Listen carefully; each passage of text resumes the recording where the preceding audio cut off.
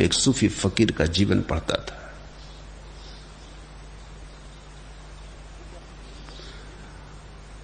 वो बड़ा धनपति था फकीर होने के पहले, दमिश्क में रहता था।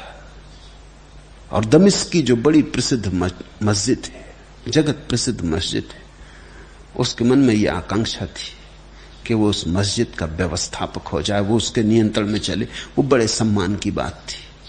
वो दमिश्क का सबसे ऊंचा पद था, उस मस्जिद का व्यवस्थापक हो जाना। तो वो धनी तो था ही, उसने सब काम छोड़ के वो सुबह मस्जिद में प्रवेश करने वाला पहला व्यक्ति होता और सांझ मस्जिद को छोड़ने वाला आखिरी व्यक्ति होता। वो दिन भर नमाज में लीन रहता, वो 24 घंटे तन में होकर प्रार्थना करता, इस आशय से भीतर कि जब लोग मुझे इतनी प्रार्थना में देखेंगे तो आज नहीं कल मस्जिद में आने वाले लोगों का ये भाव होगा ही कि इतने बड़े नमाजी के रहते हुए कोई और दूसरा व्यवस्थापक हो। नमाज में उसका रस न था, रस तो इसमें था कि लोग देख लें। लोगों ने देखा भी, महीने बीते, साल भी बीतने लगा, लेकिन कोई परिणाम दिखाई ना पड़े। ईश्वर से तो कुछ उसे लेना देना भी न था, वो तो सिर्फ प्रदर्शन था। साल पूरा हो गया तो उसने कहा ये तो फिजूल की बात है, अगर साल भर में गांव के लोगों को इतना भी पता नहीं है कि कोई आके कहता भी नहीं मुझसे कि तुम व्यवस्थापक हो जाओ, तो उस रात उसने कहा कि व्यर्थ है, ये बात छोड़ दी।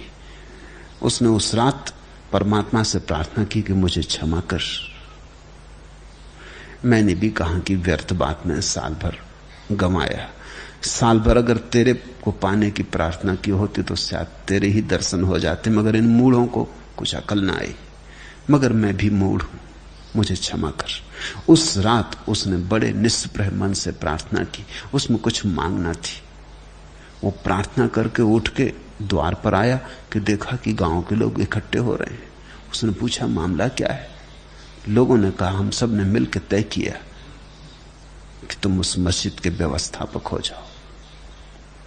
साल भर से हम देखते हैं तुम जैसा कोई नमाजी कभी हुआ।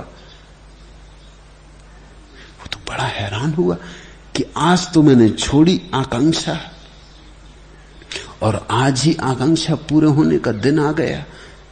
लेकिन तब उसे होश भी आया। उसने कहा कि क्षमा करो मित्रों, साल भर तो मैं आकांक्षा करता था, तब तुम कहां थे? अब तुम आए हो जबकि मैं आकांक्षा छोड़ चुका। जब आकांक्षा छोड़ने से ऐसा फल मिलता है तो अब आकांक्षा ना करूंगा, अब तुम व्यवस्थापक किसी और को बना लो। और उसे इतना बोध हुआ